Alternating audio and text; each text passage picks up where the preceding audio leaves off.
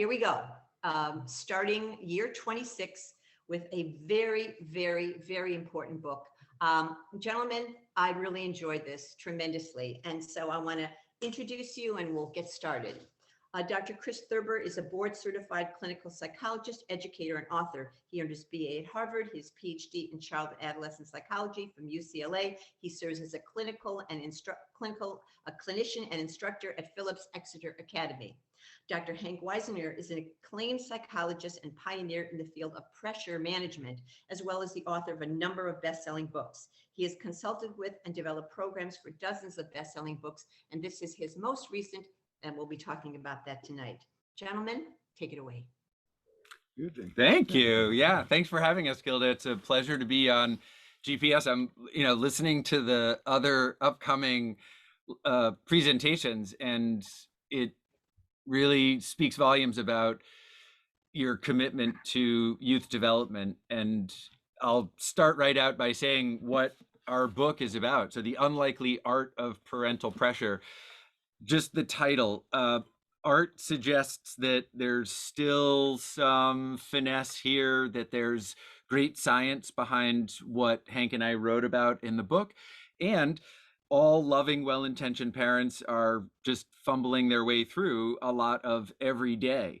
But more importantly, we discovered that parents have been asking the wrong question about pressure, rather than a quantitative question, how much pressure is enough, or how much is too much, or how much would be detrimental to a child's mental health. We were really focused on a better question to ask, which is much more relevant to both performance and young people's mental health, and that is, how is pressure applied? So the first take-home point is to stop thinking about pressure in terms of quantity and pay attention to the way in which pressure is delivered. Well, let's hear from some students, and then we'll come back with some parent questions. So, awesome. Okay. So first up, Matt, you are up with the first question. Hi, my name is Matt Naughton. I'm a senior at Glenbard East. I just want to start by thanking you both for speaking with us today. And my question is that like a lot of my friends feel unhealthy pressure from their parents, but their parents just don't seem to realize like what they're doing. What suggestions do you have for these students? Well, first, it's Mac or Matt. T's at the end? Matt, yeah, with a T.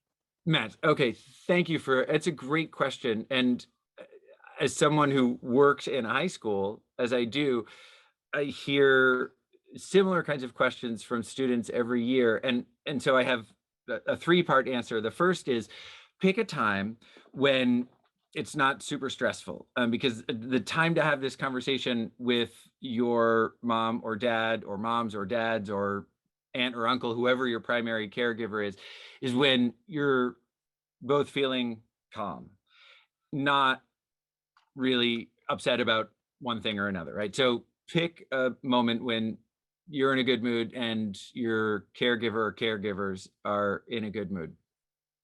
The second thing is lead with some praise, right? And I'm not a big fan of the whole like praise, criticism, praise sandwich, just because I don't think people are that fragile. But the reason I'm saying lead with praise is it's so helpful to parents, and I'm a parent speaking to you to say this is very helpful to know that you're not completely screwing up all the time. And sometimes the way that teenagers deliver feedback is in a sort of catastrophic way.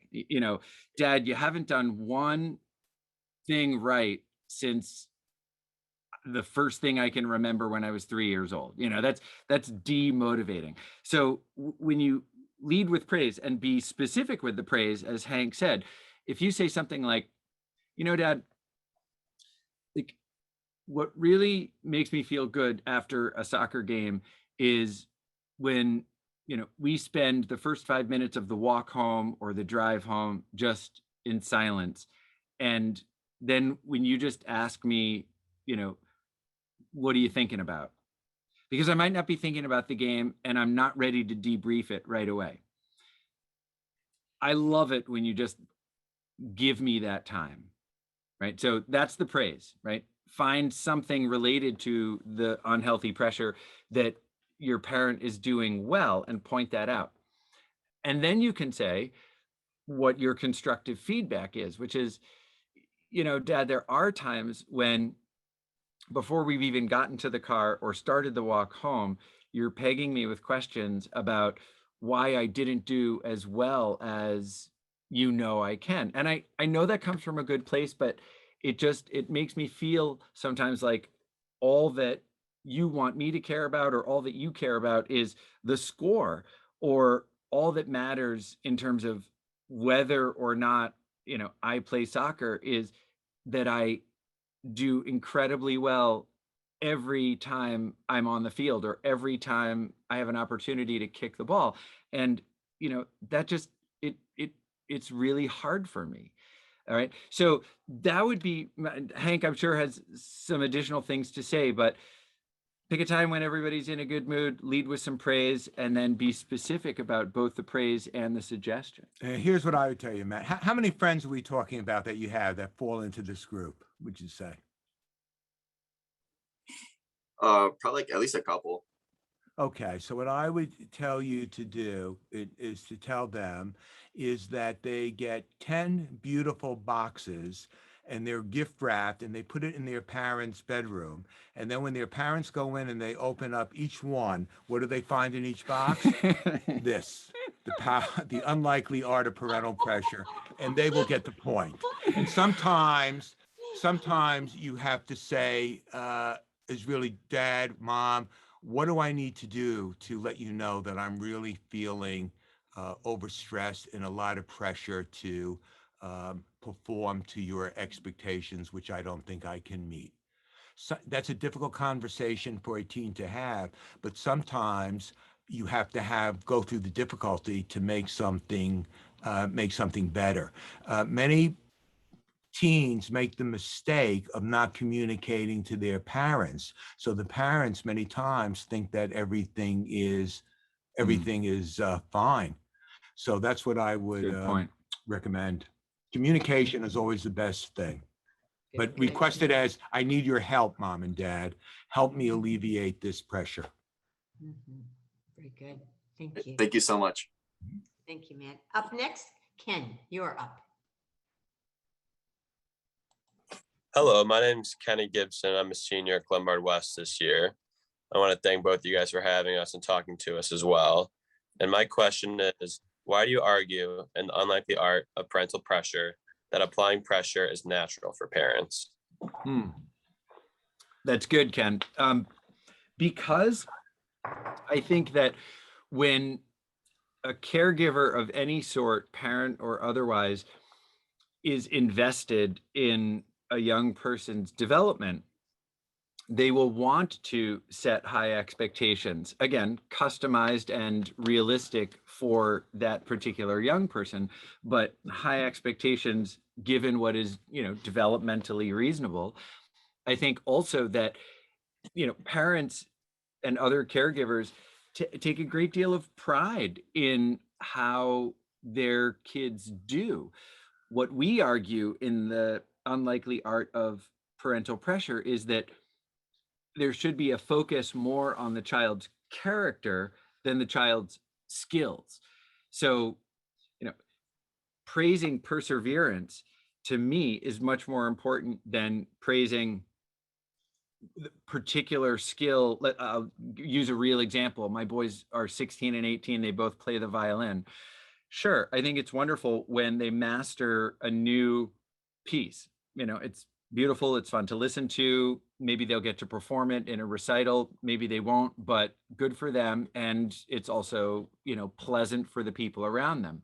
But what really matters to me is not the execution of that piece of music, but what it took to get there, which was a lot of perseverance. And Ken, I'm sure because, to get to be a senior in high school, you had to have had a lot of perseverance in different areas.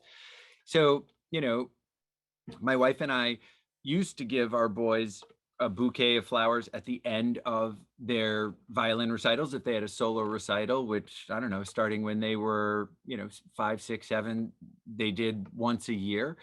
just because, I don't know, we were sort of mindlessly following that tradition. And we realized at some point, and this was before Hank and I wrote the book, but it's an example that I include. What we should be doing is giving our kids that bouquet of flowers, or, you know, for our younger son, it was always, he wanted Matchbox cars. It doesn't matter what it is, but, you know, a handwritten note, a small gift, a flower before the performance, right? So the day before or the morning of, pulling our boys aside and saying, yeah, I'm really excited for today. And it took a lot of hard work to get to this point. And I know you're going to make a lot of people happy when they hear this music. And here is the gift. I'm rewarding the hard work, not the particular performance. And also remember that we said earlier that parental pressure exists all over the world, not just in Illinois, not just in Connecticut, Chicago, the United States. So the fact that it exists all over the world tells us, and all parents, that it is a hardwired instinct, because pressure, remember, physically is a force. And if you think of parental pressure as a psychological force, its function from an evolutionary perspective is to guide, push the child down the path that will, from an evolutionary point of view, lead to his or her success. So it's hardwired into it because it helps the offspring succeed when it is done in a healthy way, at which point, instead of feeling it as have to perform and impossible expectations, the child will experience it as a sense of guidance, support, motivation, and encouragement. Those attributes describe parental pressure at its best.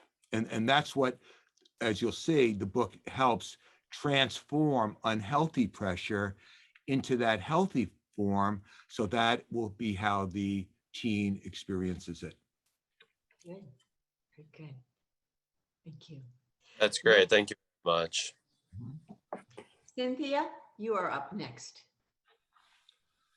Hi, my name is Cynthia, and I'm a senior at Glenbard North. Thank you guys for coming on and talking to us tonight. But my question is, what kind of harmful pressure do students sometimes apply to themselves? Oh, that's a great question, Cynthia. Yeah, because obviously, you know, Hank and I are writing this book, or wrote this book, for parents, but you're absolutely right, Cynthia, that young people can apply unhealthy pressure to themselves as well. So a lot is the same, but, you know, thinking about the parameters of what distinguishes harmful pressure from healthy pressure, it's easy for, you know, students surrounded by other high performing people, as you are, Cynthia, to think, well, you know, all my friends are talking about getting this many, I don't know, likes on Instagram, or having this many followers, or they're talking about getting into this or that school, or they're talking about getting this or that grade in math. And what starts to happen and leads to, I think, unhealthy pressure that is kind of self-inflicted, is a belief that your goals or your best has to meet the norm that you perceive in others, right? And as Hank said, his father, somewhat tongue-in-cheek, but also in a very serious way to get him to think about it, asked him, all right, if all your friends, you know, jumped off the Brooklyn Bridge, you wouldn't do that either. Like, no, okay. But we are influenced by our peers. For example, if everyone is talking about going to this or that school, or everyone's talking about this or that grade, it would be normal for you to at least consider that, oh, maybe I should be doing this, or maybe I should be going there, or maybe I should be, you know, following this norm. And there's nothing inherently wrong with like cultural norms. Some of them are healthy, some of them are not healthy. You know, the norm for Friday night for a sophomore or junior in college might be to binge drink. That doesn't mean it's healthy just because it is the statistical norm. So the kind of unhealthy pressure that is self-inflicted is often referencing other people or other groups without asking, is this thing what would be sort of my best self? And, that takes courage, it takes humility. Sometimes the answer will be yes, everyone else is studying and I will be at my best if I, perform as well as I can on the upcoming chemistry test. So I'm going to study too, right? Peer pressure can be very positive, but it can also be negative. The point is just to reflect a little bit on, what am I saying to myself about what outcomes I am saying, what outcomes I equate with success, and what am I saying to myself about how important these things are, right? Is it really super high stakes to get this many followers or have this many likes, or not really? Like, it might feel good a little bit, but are the stakes really that high? So asking yourself how you define success and asking yourself what importance you attribute it will, I think, help diminish the unhealthy dimensions of pressure. And one last thing is that applying some pressure to yourself can be very beneficial, right? There's healthy pressure, there's unhealthy pressure. Remember, it's not about the amount, it's about how you apply it. I was going to ask, have you seen differences in like girls at Exeter and guys at Exeter in terms of the types of pressure they put on themselves? Or do you find it's for all teens, it's basically the same sources? Well, I haven't seen huge, differences in gender, whether someone Physical identifies attractiveness, as maybe? No, I think that yeah, I don't think there are huge differences. It may manifest slightly differently, but whether someone identifies as male or female or gender fluid, or I have seen in Exeter and other high schools that concerns about appearance, concerns about grades, concerns about external kind of metrics of popularity, such as on social media, can become a kind of unhealthy self-inflicted pressure. And I could think, again, to reiterate what Chris had pointed out, that when you're feeling that you're putting unhealthy pressure on yourself, to ask yourself why it is so important. And I think that becomes a good way of maybe tapping into your belief system and your values. For some people, social acceptance, for all of us, is important. But for some people, being accepted maybe by 2 or 3 people, the whole world, that's their whole world. So you have to ask yourself, why is this so important in the first place? Because remember, the more important you make something, the more pressure you will experience. Very good. Thank you. Thank you. Ariana has the last student question. Hi, I'm Arian Sandoval, and I'm a senior at Glenbard South High School. And I want to thank you guys for listening to our student questions. And I just have one final question. So my question is, what kind of healthy pressure is associated with the best performance academically and athletically? You want to start on that one? I would say, again, it gets back to that internalizing that expectation that you are just going to do your best.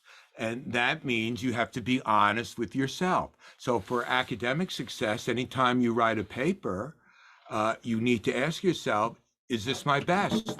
And if it isn't, then you would use that to motivate yourself to make it your best. And it's the same in terms of sports. Remember, you're not going to rise to the occasion. And you can't control how other people are going to do. So if you just develop the work ethic that no matter what the situation is, I am going to do my best, what you will find in life, and this might be hard to accept now, but more often than not, your best will be good enough.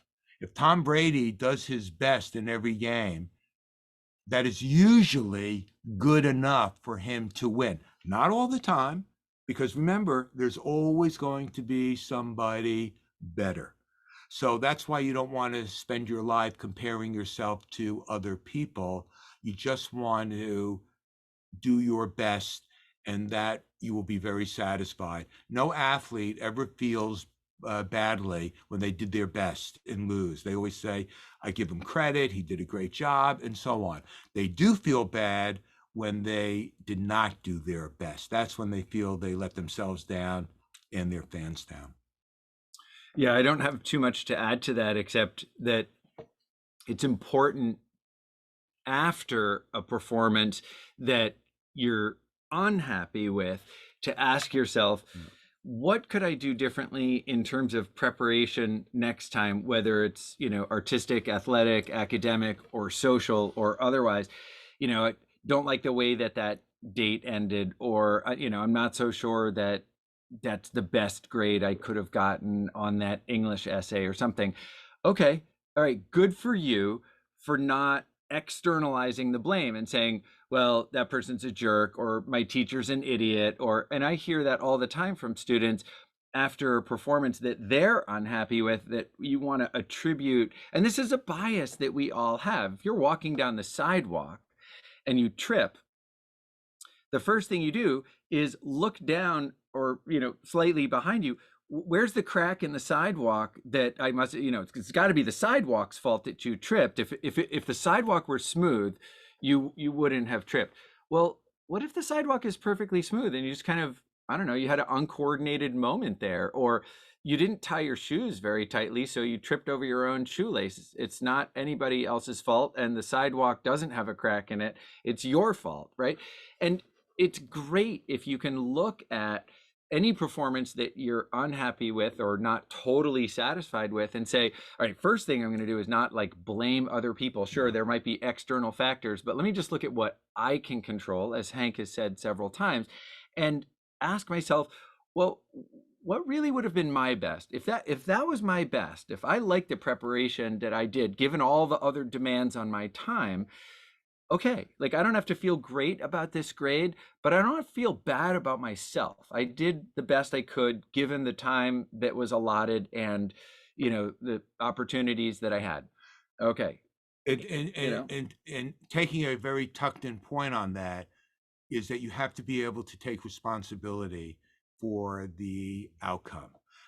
Because if you do not take responsibility for the outcome, it is very hard to improve your performance. You can't have a sense of confidence until you acknowledge that what you do is going to affect the outcome. Why would you study on it for a test if studying isn't going to make a difference? So one of the hallmarks of elite people, not just in athletics or academics, in everything, is the taking responsibility for the outcome. And by doing that, it allows them to make improvements that can alter future outcomes, which might be the case of a student studying 4 days in advance rather than 2 days in advance. Okay. Thank you so much. You bet. It's all here in this great book, The Unlikely Art of Parental Pressure, a positive approach to pushing your child to be their best self. Who wouldn't want that? Thank you, gentlemen. What a pleasure talking with you tonight. Thank you so much. Parents on the line, caregivers, be back next week. Two important programs. Spread the word. Everybody's welcome. Thank you. We'll talk again, okay? Thank you. Thank you. Bye-bye. Thank you.